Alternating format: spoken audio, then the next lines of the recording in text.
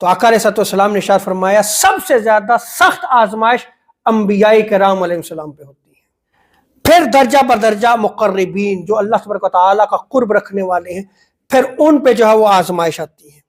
اور آدمی کی آزمائش اس کے دینی مقام کے مطابق ہوتی ہے، جتنا اس کا دین مضبوط ہوتا ہے اسی کے مطابق اس کی آزمائش ہوتی ہے۔ اگر دین میں مضبوط ہو تو سخت آزمائش ہوتی ہے، اور اگر دین میں کمزور ہو تو حسب دین اس بندے کی آزمائش کی جاتی ہے۔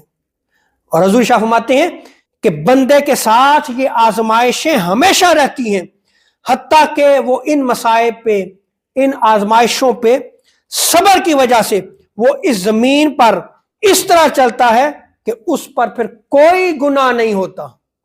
اسی طرح مسند احمد بن حنبل کی روایت میں آتا ہے کہ آقا علیہ السلام نے ارشاد فرمایا کہ لوگوں میں سب سے زیادہ سخت آزمائے جانے والے انبیاء کرام ہوتے ہیں، پھر جو ان کے قریب ہوتے ہیں، پھر جو ان کے قریب ہوتے ہیں، پھر جو ان کے قریب ہوتے ہیں۔ یعنی جو انبیاء کا طریق ہے، جو اس طریق کے قریب ہوتا ہے، ان کو فالو کرتا ہے، تو دین میں وہ اتنا مضبوط ہوتا چلا جائے گا۔ اب جتنا دین میں مضبوط ہوتا چلا جائے گا اسی قدر اس کی آزمائش ہوگی۔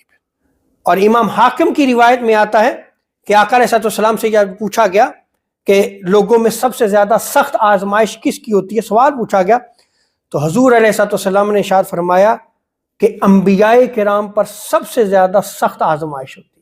پوچھا گیا پھر اس کے بعد کس کی جو ہے وہ سخت آزمائش ہوتی ہے، تو آقا علیہ السلام نے ارشاد فرمایا علماء کرام کی۔ پھر پوچھا گیا اس کے بعد کس کی آزمائش سخت ہوتی ہے، حضور نے ارشاد فرمایا صالحین کی۔